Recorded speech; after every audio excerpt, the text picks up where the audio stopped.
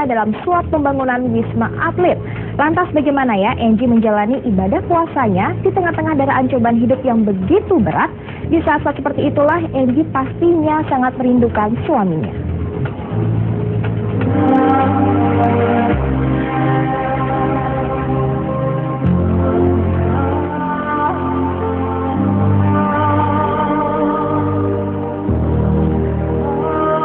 Tahun 2011 menjadi tahun penuh air mata buat Angelina Sondag. Selain kehilangan suami tercinta Adjie Mas Said, Angie juga dihantam kasus dugaan suap pembangunan Wisma Atlet. Angie pasti sangat berat menghadapi hari-harinya kini, apalagi Angie harus menghadapinya tanpa Adjie Mas Said. Untung saja, walau didera kasus suap, Angie tak ditinggalkan oleh para penggemarnya yang tergabung dalam Adjie dan Angie Lovers.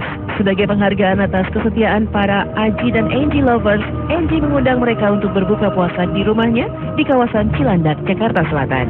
Acara buka puasa bersama ini menjadi istimewa karena bertepatan dengan hari kelahiran almarhum Adjie Mas Said yang ke-44. Selain mengundang Adjie dan Angie Lovers, Angie juga mengundang anak-anak yatim.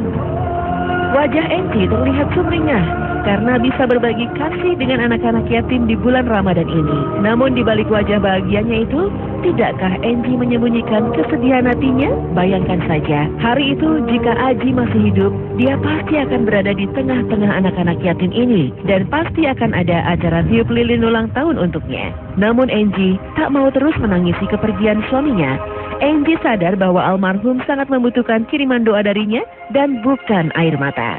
Sekalian mendoakan Mas Adjie juga, karena kan memang intinya Adjie Lovers ini adalah mereka yang menyukai tidak hanya saya, tidak hanya Mas Adjie, tetapi menyukai kami berdua lah dengan keluarga tentunya. Jadi kita membuat acara gathering ini pada hari kelahirannya Mas Adjie, sekaligus mendoakan agar supaya Mas Adjie senantiasa bisa menemukan jalannya dengan lancar. Saya yakin dan juga teman-teman yakin bahwa surga ada buat Mas Adjie. Seiring berjalannya waktu, Angie memang mulai bisa mengatasi kesedihan hatinya. Namun Angie tak mau membohongi diri bahwa rasa kehilangan itu masih mengendap di batinnya. Rasa kehilangan itu bahkan semakin kuat ketika Angie harus menjalani ibadah puasa seorang diri. Padahal untuk urusan ibadah, selama ini Angie yang mualaf sangat tergantung kepada suaminya. Pasti banyak lah bedanya ya, karena memang saya mualaf dan juga saya ketika bersama-sama dengan Mas Adjie banyak sekali menggantungkan ibadah saya kepada Mas Adjie, termasuk sholat, termasuk kadang-kadang berpuasa begitu. Jadi memang tanpa Mas Adjie akhirnya kan saya harus menjalani ini sendiri, dan saya berusaha untuk bisa mempelajari agama Islam tentunya dengan lebih baik lagi.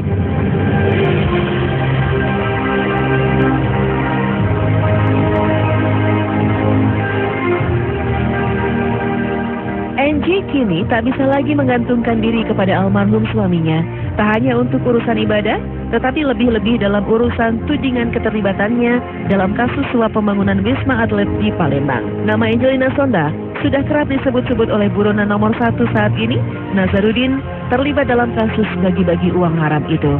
Jadi setiap kali saya difitnah, saya hanya alhamdulillah gitu. Karena kalau misalkan orangnya tahu kenyataannya, pasti saya yakin akan merasa sangat berdosa begitu. Nanti saja lah di akhirat kan orang yang menyebar fitnah itu kan akan ditanya sama Allah. Katanya kan begitu, tangan akan bicara begitu, kaki akan bicara.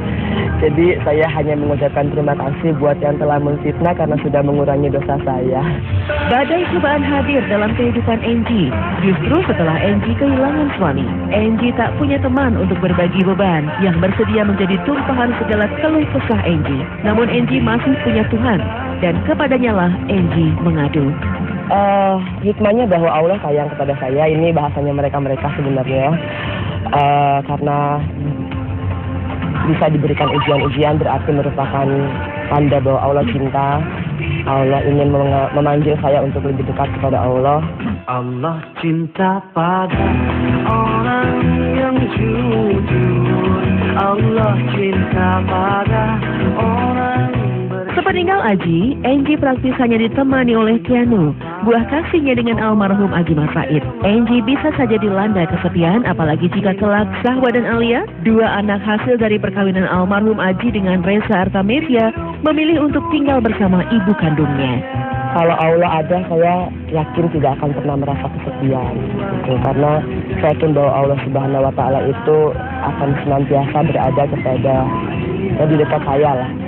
Itu kan tidak jauh dari sholat aja. Kalau misalkan proses sendiri, ambil air wudhu, sholat, ya Allah berikan kekuatan supaya senantiasa tegar dalam menghadapi semua masalah begitu. Ketika saya ditimpa gosip-gosip ini, Mas Aji selalu datang dengan senyum. Mas Aji selalu datang dengan tawanya Mas Aji ya, artinya saya didatangin di samping tempat tidur ada piano gitu, saya dibelai begitu ya. Yang paling sering ngeliat kan piano, paling dia kakak Aji gitu, dan saya yakin bahwa Mas Aji lah yang ikut menguatkan saya menghadapi hal-hal ini.